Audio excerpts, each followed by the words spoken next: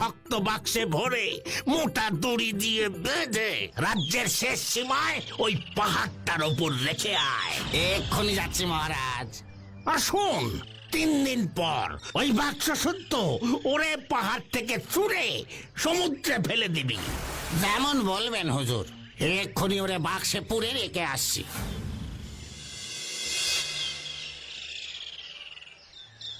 ধিনতা ধিনা তাধেই ধে স্বর্গে যাবার রাস্তা এই।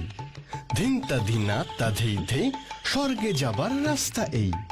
আরে দূরে ওই বাক্সটা থেকে কার গলা শোনা যাচ্ছে, সামনে গিয়ে শুনি তো।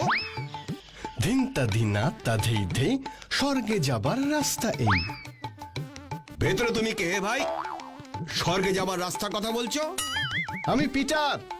চুপ, কাউকে বলো না, তাহলে স্বর্গে যাওয়ার জন্য কাড়াকাড়ি পড়ে যাবে। আমি স্বর্গে যাচ্ছি।